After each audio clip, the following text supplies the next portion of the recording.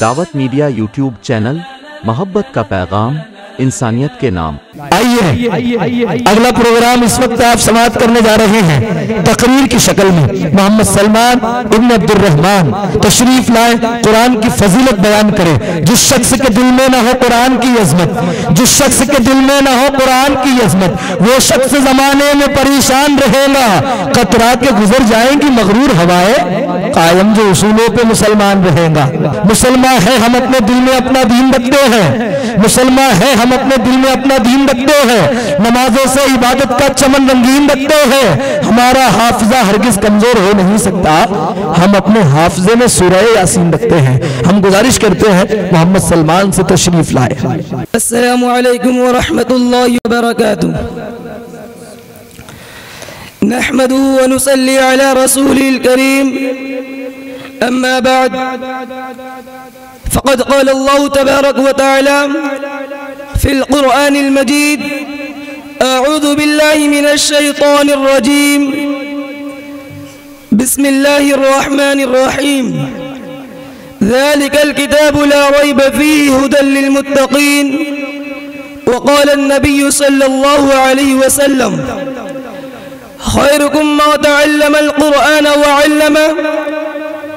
الہی رونق اسلام کے سامان پیدا کر، الہی رونق اسلام کے سامان پیدا کر، دلوں میں مؤمنوں کے الفت قرآن پیدا کر۔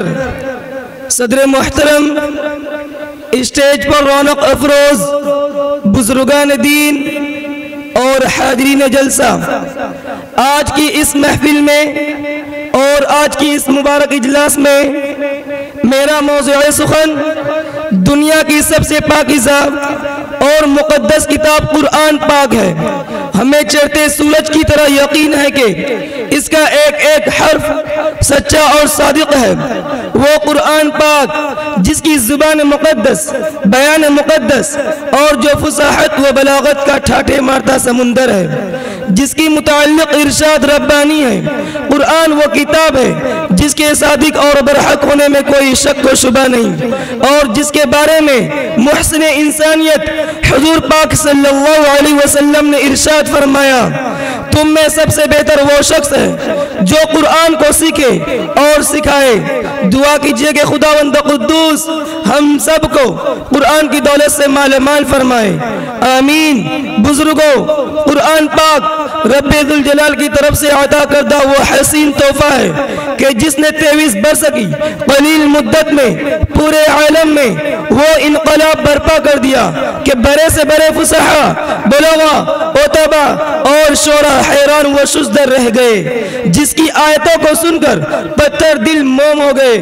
دوستو، یہی وہ قرآن ہے جو رہتی دنیا تک کے انسانوں کے لیے سراپا ہدایت و رحمت ہے۔ یہی وہ قرآن ہے جس نے رسول کی رسالت کو اعزاز بخشا۔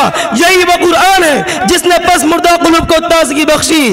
ہاں، یہی وہ قرآن ہے جس کی برکت سے جنات و شیاطین کا آسمانوں پر جانا بند ہوا۔ یہی وہ قرآن ہے جس کی برکت سے عزت و رفعت کے شامیانہ گر گئے۔ یہی وہ قرآن ہے جس کی بدولت محبوب حقیقی کی رضا نصیب ہوتی ہے۔ یہی وہ قرآن ہے جو سچائی اور امانت داری کا درس دیتا ہے۔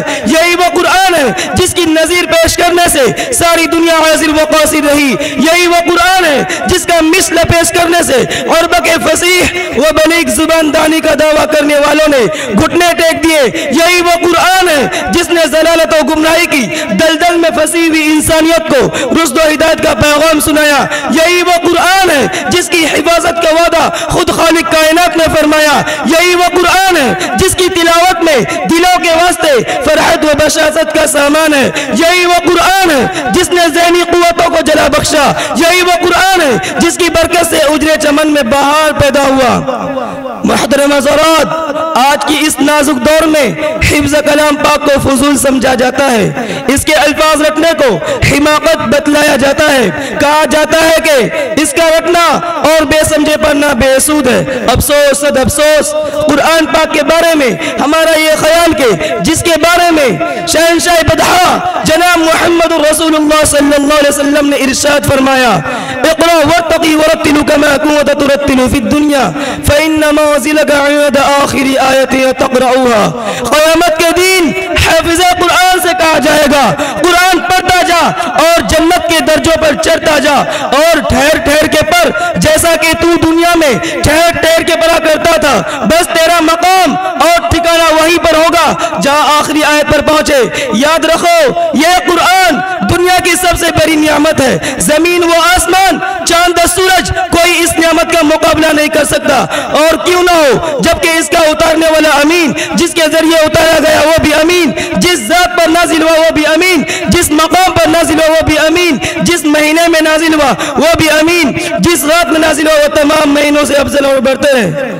اللہ کا یہ مقدس اور عظیم کلام تمام کلاموں سے افضل ہے۔ حدیث پاک میں آتا ہے فضل کلام اللہ علی سائر الکلام کفضل اللہ علی خلقی، اللہ کے کلام کو تمام کلاموں پر ایسی فضیلت ہے جیسے کہ حق تعالی شانہ کو تمام مخلوق پر اللہ کا دلارا خدا کا پیارا نبی ارشاد فرماتا ہے جس نے قرآن پڑھا اور اس پر عمل کیا اس کے والدین کو کل قیامت کے دن سورج سے بھی زیادہ روشن تاج پہنایا جائے گا۔ غور کرنے کا مقام ہے جب والدین کو اس گراں قدر انعام سے نوازا جائے گا تو خود پڑھنے والے کا مقام اور مرتبہ کا کیا عالم ہوگا۔